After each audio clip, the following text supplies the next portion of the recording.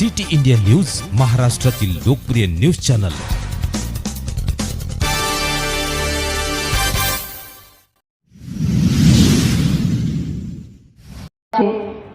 ज्येष्ठ सहकारी प्राध्यापक यशपालजी भिंगे ज्यांनी आताच अतिशय सुंदर असं आपलं मनोगत मांडलं।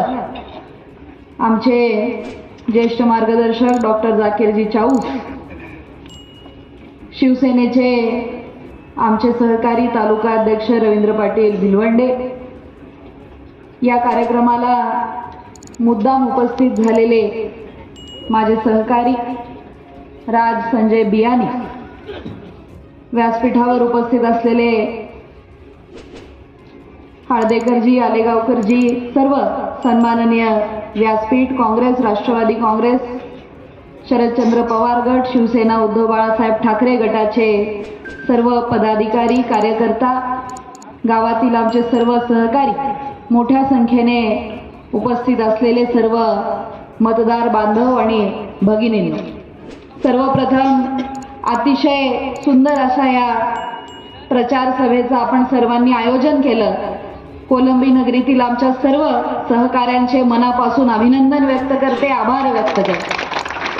आपण ही जी उपस्थिती आज दर्शवलेली आहे, जसं इथे प्रस्तावनेमध्ये आमच्या सहकाऱ्यांनी मांडणी केली, आपल्या कोलंबी नगरीतून येणाऱ्या 20 तारखेला 1 नंबरवर असलेले प्राध्यापक रवींद्र वसंतराव चव्हाण लोकसभेसाठी आणि 1 नंबरवर असलेला डॉक्टर मीनल पाटील खदगावकर विधानसभेसाठीही दोन्हीही 1 नंबरलाच राहतील आणि दोघांनाही आपण आपला आशीर्वाद द्याल असा विश्वास आपली ही सर्व संख्या बघून आम्हाला निर्माण झालेला आहे।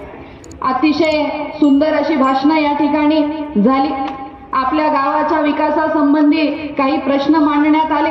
ज्या छत्रपती शिवाजी महाराजांच्या पुतळ्यासमोर आज हा कार्यक्रम पार पडतोय, 18 पगड जाती आमच्या या कोलंबी नगरीमध्ये राहतात। श्रीनिवास पाटील चव्हाण यांनी अतिशय सुंदर मांडणी केली।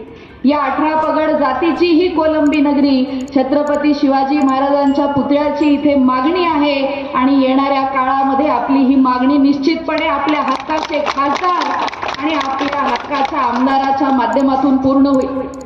आज आमच्या गावामध्ये येत असताना एका कार्यकर्त्याचा फोन आला, आमच्या शेतीकडचा डीपी जळालेला आहे ताई, आम्हाला सोय करून पाहिजे।